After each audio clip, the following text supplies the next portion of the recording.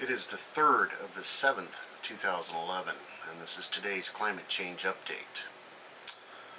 Had a lot of requests for me to take it easy on the nuclear stuff, so I'm going to save that for the end.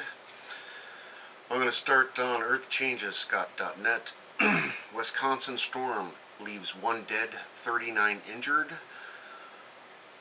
Emergency officials sifted through the damage and debris scattered across roadways Saturday after a line of fast-moving storms and high winds swept through northwestern Wisconsin the night before, leaving at least 1 person dead and 39 others injured.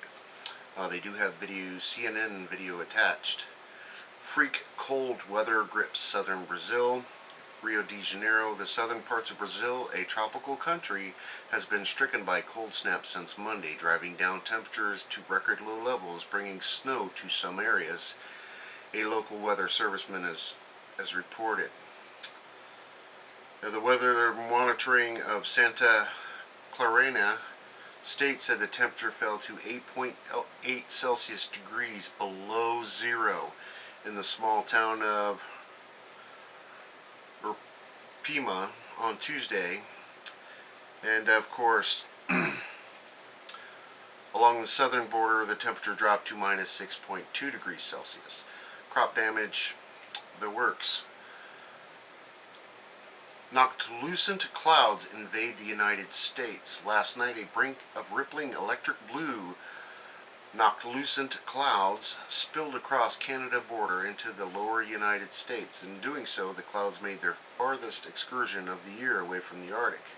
Their unusual environment, these were the most brilliant NLCs I have ever witnessed, reports Stephen Rosenau, who sends this picture from Washington State, blah blah blah.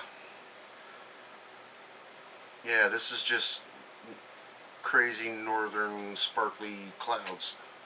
The perfect radiation storm is brewing. We got a fear piece. I want to leave the comment editor's note. So far, we have seen no evidence to support the idea of HAARP technology is capable of causing earthquakes. An interesting read. 40 miners trapped, 3 dead in China's disasters. Coal mine flood in southwestern China trapped 21 miners underground, while a cave-in another mine Saturday killed at least 3 workers and left 19 others sealed off, officials said.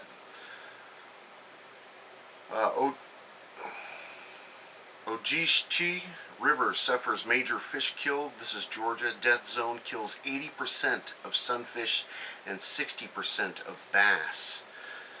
And they're just saying the extreme drought and high temperatures, lack of oxygen, just crazy. Big death, big fish kill. U.S. Wacky West weather means snow on the 4th of July. A summer looks like a whole lot more like winter as travelers across the West scrambling to revise their 4th of July itineraries, or at least their packing list. Ski poles are replacing fishing poles in popular hiking and camping spots, where late winter snowstorms blanketed western mountains from the Rockies to the Sierra Nevada. And yeah, I've been seeing some stories on this where it's just, again, they had over 800 inches fall in the Sierra Nevadas, and they're still open for ski season on the 4th of July. Heavy rains proved too much for Missouri's Platte County levees. And of course they have videos. It was the day that most residents in the northwest corner of Platte County were fearing, as heavy rains overnight proved to be the final straw for the levees already struggling to hold back the flooded Missouri River. Waters from the broken levee washed through the town of Rushville,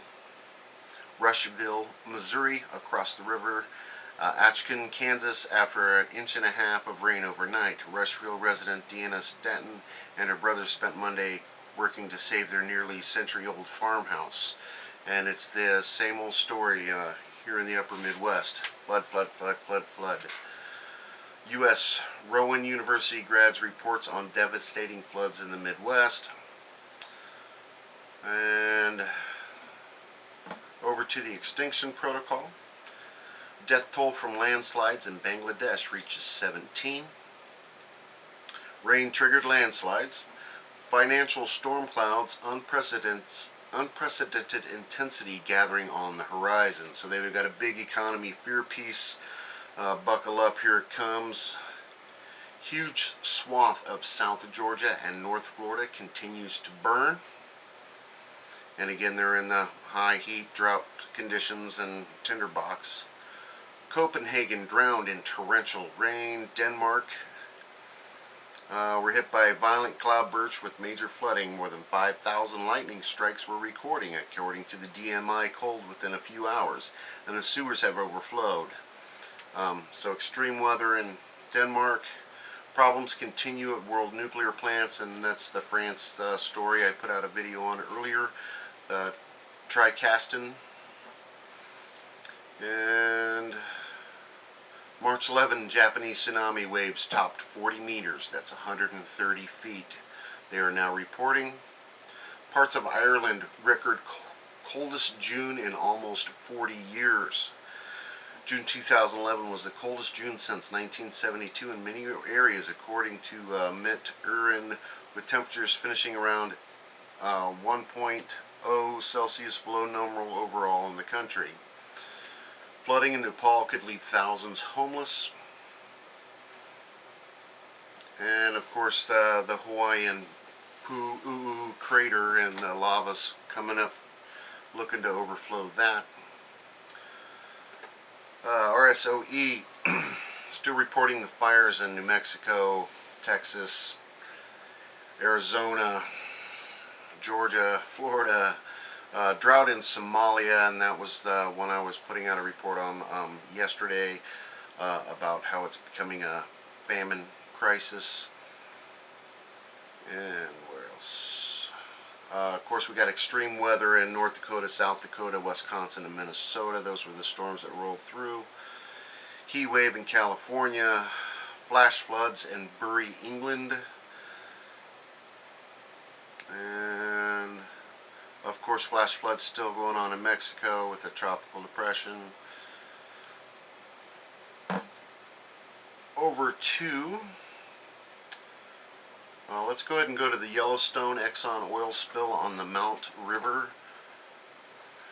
Prompts evacuations.